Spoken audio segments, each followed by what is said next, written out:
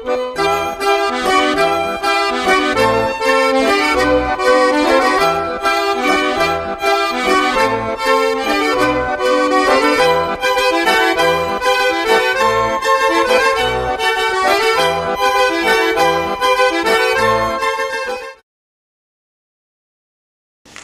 idea que quería comentarles así de manera muy resumida porque no me quiero pasar de los 20 minutos, que lo que nosotros hemos hecho junto a mis distinguidos equipos de muchos países, incluyendo el mexicano, el equipo mexicano conformado por gente de la talla de Samuel González Ruiz y tengo gente como Carlos Castresana, de España, con el cual hemos trabajado en México. Hemos evaluado a lo largo de estos últimos 8 años expedientes judiciales, y a través de los expedientes en los estados, en las entidades federativas, en fuero común, y los expedientes judiciales de Cielo, de la PGR, en materia federal, en materia penal, fuero federal, nos hemos encontrado con bastantes datos que dan fundamento a los números, a las cifras y a las conclusiones que comparto junto a ustedes aquí en los medios y en la Academia Mexicana. En el año 2005 publicamos a través de la UNAM justamente un libro que se llama Terrorismo y Delincuencia Organizada. Y en ese libro, llamado Terrorismo y Delincuencia Organizada, un poco tratábamos de vaticinar lo que sucedía aquí en el 2005, lo que iba a suceder acá. Porque ya íbamos viendo, junto a mis equipos, que se estaban perfilando variables jurimétricas y variables sociales, variables políticas y variables económicas, las que todas ellas conjuntamente conforman lo que llamamos una tormenta perfecta. Estábamos viendo que el Estado se iba retrayendo, se iba disminuyendo su inversión social, en infraestructura social en diferentes áreas del país, áreas rojas, donde hay mucha presencia de grupos criminales, que mis colegas acá han estudiado desde el punto de vista histórico, como el profesor Astorga, y que en esas zonas se producía una disminución de la inversión social. Infraestructura social, educación, salud, canales de desagüe, sistemas de irrigación, infraestructura social, veíamos eso. Por otro lado, veíamos crecientes niveles de captura de unidades políticas. Quiero que entiendan, unidades políticas como los municipios, lo que me llevó a mí a decir en el año 2008, en junio, que el 63% de los municipios estaba ya sea parcialmente capturado o feudalizado por grupos criminales. Visitamos cada uno de esos municipios y veíamos infraestructura criminal permanente, física, abierta y notoria, operando en alguno de 22 tipos de delitos, entre ellos narco, de drogas, pero drogas es solamente uno de los 22.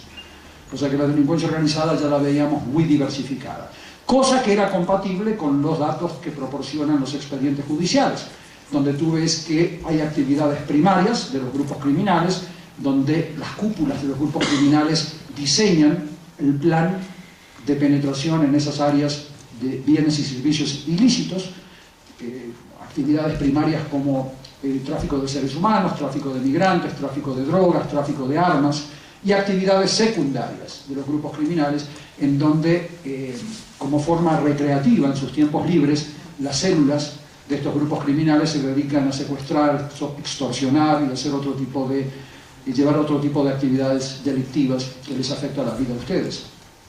Ya veíamos que se iban diversificando año a año cada vez más esas actividades criminales, y veíamos eso expresados en la infraestructura criminal que veíamos en los municipios. Les estoy narrando los ingredientes de la ensalada, de la tormenta perfecta. Veíamos al mismo tiempo que, además de una relativa ausencia de políticas de prevención social, sin infraestructura social, que neutralice los factores de riesgo que hacen que jóvenes, niños, niñas, se vean ante una mayor probabilidad de caer en pandillas. La pandilla no es un grupo delictivo en sí mismo, la pandilla muchas veces es una estructura de protección social, pero esas pandillas son utilizadas por grupos criminales, en muchos casos. Y veíamos que esa ausencia de infraestructura social aumentaba el flujo de jóvenes hacia pandillas, hacia agrupaciones que luego terminaban siendo vinculadas a grupos criminales regionales o transnacionales. Veíamos a la vez que el nivel de corrupción iba aumentando, el nivel de corrupción policial, pero la corrupción policial es derivada de la corrupción política. veíamos que los niveles de corrupción política eran cada vez mayores. Veíamos que la delincuencia organizada, a través de estos expedientes judiciales, estaba cada vez más utilizando infraestructura de personas morales, o sea, firmas mexicanas y extranjeras en territorio mexicano. O sea, los galpones de almacenamiento donde secuestran y mantienen cautivos como esclavos a sus hermanas y hermanos en México, pertenecen muchas veces a empresas con nombre y apellido que están registradas en los registros mercantiles. Veíamos que eso se estaba expandiendo cada vez más. Veíamos a la vez que los sistemas judiciales reaccionaban cada vez peor, o sea que había mayores niveles de impunidad en las tasas de efectividad en las resoluciones judiciales que analizábamos estado por estado. Entre paréntesis, para los académicos y colegas que dicen ¿dónde están esos números? Están publicados por el Congreso de la Unión en 2 reportes. Hay que leer, eso sí, hay que ir a buscarlos, a los reportes y leerlos. El Congreso de la Unión, a través de la Comisión de Feminicidios, por ejemplo, publicó 2 reportes jurimétricos en donde evaluábamos a 15 entidades federativas. Veíamos, tenemos además análisis de expedientes de la CIEDO, que desde la época de José Luis Santiago Vasconcelos, que era el subprocurador de la CIEDO durante muchos años, que después falleció en el avionazo, ustedes recordarán, del 2008, nos permitieron entrar a analizarlos. Entonces, yo les estoy ya narrando los elementos de una tormenta perfecta que se iba expandiendo ya desde el 2005, que narramos en este libro que tuvimos el honor de publicar a través de la UNAM. Y nos encontramos con un cuadro que, dada la experiencia internacional en 106 países, además de México, que nosotros habíamos visto, nos permitió predecir con un margen de error. En ciencia no se predice, no hay una predicción a prueba de balas, o sea, con un margen de error, que las cosas se iban a poner mucho peor. La corrupción política, en casos como México, es el motor de la violencia organizada, porque muchos de estos grupos criminales compiten como pirañas para la captura de unidades políticas desde los municipios hacia arriba. En esa competencia como pirañas para capturar esos municipios y unidades políticas, que además es un medio para lograr controlar los 22 tipos de mercados ilícitos a los cuales me refiero, tú te encuentras con que algunas fiscalías le pertenecen a los Zetas, algunas policías le pertenecen a Sinaloa, algunas asambleas municipales están infiltradas por otro grupo criminal. Entonces el Estado se transforma en una especie de rompecabezas, en donde cada pedacito le pertenece a grupos criminales, muchas veces camuflados a través de personas morales, a través de empresas. Entonces la corrupción política y la derivada, que es la corrupción operativa, policial, de fiscales y demás, es un motor muy importante de la violencia organizada que ustedes ven. A medida que la transición política que el profesor Astorga estudió como pocos acá en México, esa transición política en donde se pasó de una pirámide de comando y control a través de un partido único de Estado autoritario, a una transición caótica, a una transición política hasta ahora fallida, hacia una democracia participativa, hasta ahora fallida, lo que sucedió es que se entró en esa transición política sin instituciones adecuadas. Estas unidades políticas que antes estaban controladas a través de esta pirámide de comando y control, desde Los Pinos hacia abajo, todas estas unidades, municipios, gobernadores, quedaron sin los controles administrativos, políticos y judiciales requeridos para que la delincuencia organizada no los esté capturando. Esta mañana una periodista del New York Times me preguntaba, pero ¿por qué es que Italia no tenía tanta violencia como México? Bueno, uno de los factores que Italia tuvo, mejor que México, es el hecho de que aun cuando tenían mafias poderosas, Dranguetas, mafias, Camorra y demás, tenían un sistema judicial bastante independiente y mucho más efectivo, que era un control, uno de los 3 controles que México no tiene. Entonces, sin los controles adecuados, administrativos, políticos y judiciales, México entró en una transición política caótica, sin gobernabilidad, en donde los grupos criminales pasaron de ser gestionados por el Estado único, el Partido Único de Estado, a ser ellos los gestores del Estado mexicano, capturando como pirañas a las unidades políticas. Pero esa captura de las unidades políticas como pirañas se traduce en mayor corrupción y mayor violencia para capturarlos. yo te asesino a tus políticos, cuando yo vengo como Sinaloa, suponte tú, captura a los fiscales, pero la policía le pertenece a los Zetas, la policía de los Zetas está asesinando a los fiscales. O sea, tenés una especie de guerra intestina dentro del mismo Estado mexicano, como producto de esta captura fragmentada como un rompecabezas que les estoy narrando.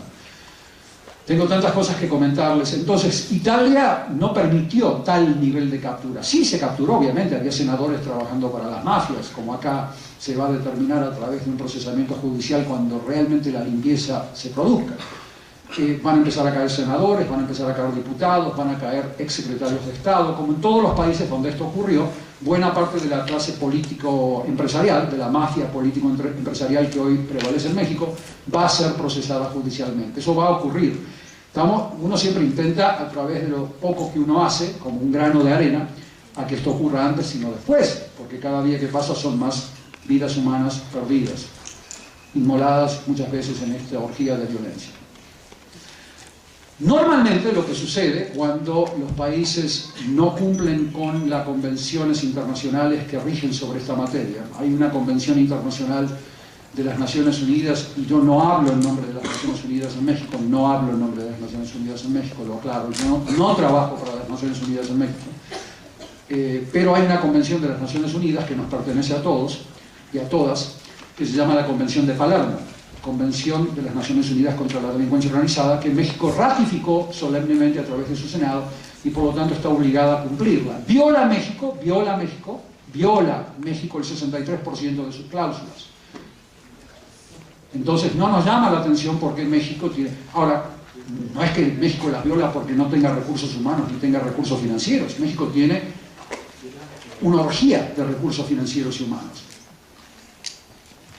Los asambleístas del DF, los senadores y diputados tienen salarios obscenos que representan la corrupción institucionalizada de este país. O sea, hay una orgía de recursos en este país, es un país con unos recursos financieros y humanos tremendos.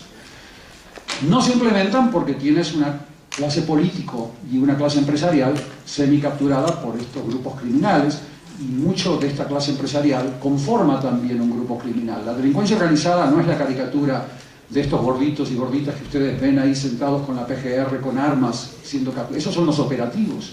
Tú tienes cúpulas con empresarios y políticos que están realmente trabajando en estos grupos criminales y que no son identificados todavía, pero van a caer, como en Colombia, como en Italia, imperfectamente. Ningún país tiene la lección mágica, pero imperfectamente van a caer. Con todos los defectos que ello conlleve, esperemos que bajo un Estado de Derecho caigan, procesados judicialmente. Y eso va a ocurrir cuando la crisis, el agua, les llegue por encima de la nariz a la élite político-empresarial que hoy está gozando todavía de este sistema que ha venido imperando desde el comienzo de esta transición política fallida, que es un sistema político-empresarial mafioso, que atendía a cumplir con el consenso de Washington, de privatización, de regulación, competencia económica, pero es una competencia económica y política simulada. Acá en México no hay competencia política, es simulada.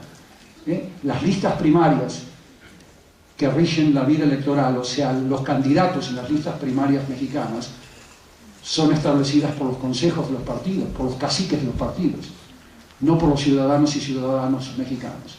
O sea, hay una simulación de competencia electoral.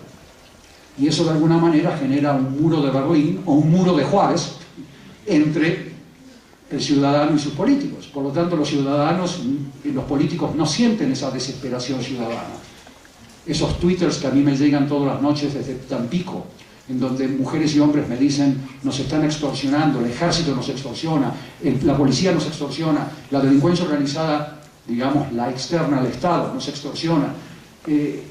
Desesperados se están transformando en pueblos fantasmas en muchas partes de México. Por lo tanto, esa desesperación del ciudadano y ciudadano promedio, ese dolor de las madres y los padres de Juárez, no la están sintiendo los políticos mexicanos, las políticas mexicanas. Están aislados del pueblo mexicano a través de un sistema político-empresarial mafioso, en donde los gobernadores de algunos estados son elegidos por empresas televisoras, en donde realmente están caminando la alfombra de esas mafias empresariales y políticas son los derechos civiles y políticos de ustedes. Entonces, eso va a llegar a su fin cuando esta crisis les llegue a ellos, a esa élite. La clase media mexicana, la clase media alta que anda con sus autitos y sus hipotecas y sus tarjetitas de crédito por todo México con su autito, cuando la crisis les llegue a ellos, ustedes van a ver que van a salir a las calles como salió a la calle del pueblo egipcio y van a pedir un cambio. Y ahí se va a empezar a implementar la Convención de Palermo. La Convención de Palermo no se implementa no por una restricción técnica, no por una restricción, como le dije, de dinero, no porque falten abogadas y abogados de primer nivel en México, sino porque hay una inercia institucional, porque el sistema actual le da mucha lana a la élite que está dominando este país. Los partidos, no importa cuáles sean, son una fachada en este sistema que les estoy describiendo. Entonces, eso va a caer. Y cuando comience a caer, se van a empezar a implementar estas medidas como las comenzaron a implementar en Italia, en España, en Colombia. No importa la ideología, se comenzaron a aplicar cuando las crisis le llegaron a esos grupos, donde la gente salió a la calle a demandar ese cambio. Y yo siempre argumento que no se tiene que demandar con violencia, se puede hacer pacíficamente, rodeando los congresos, rodeando las asambleas municipales, rodeando con propuestas operativas. Se puede hacer, y ustedes van a formar parte como jóvenes de ese futuro. O sea, ustedes van a sacar a México de esta postración en la cual se encuentra. Y eso va a ocurrir, y cuando ocurra, esperemos que podamos aportar un grano de arena a la solución. Muchísimas gracias y los felicito a todos.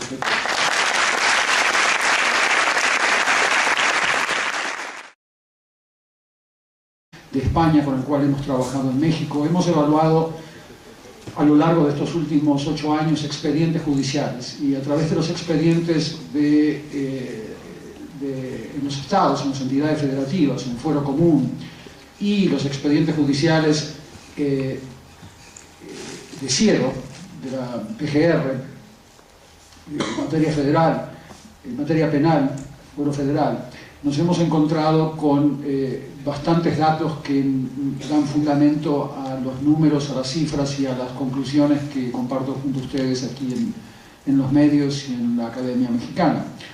En el año 2005 publicamos a través de la UNAM justamente un libro que se llama Terrorismo y Delincuencia Organizada. Y en ese libro, llamado Terrorismo y Delincuencia Organizada, un poco tratábamos de vaticinar lo que sucedía aquí en el 2005, lo que iba a suceder acá. Porque ya íbamos viendo la idea que quería comentarles así de manera muy resumida, porque no me quiero pasar de los 20 minutos, que lo que nosotros hemos hecho junto a mis distinguidos equipos de muchos países, incluyendo el mexicano, el equipo mexicano conformado por gente de la talla de Samuel González Ruiz y tengo gente como Carlos Castresana,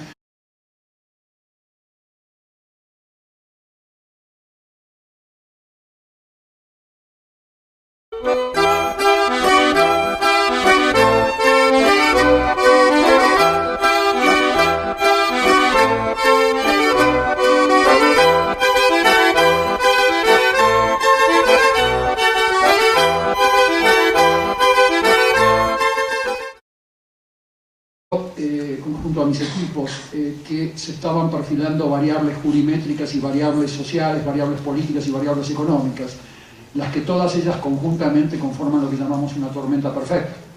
Estábamos viendo que el Estado se iba retrayendo, se iba disminuyendo su inversión social, en infraestructura social en diferentes áreas del país, áreas rojas donde hay mucha presencia de grupos criminales,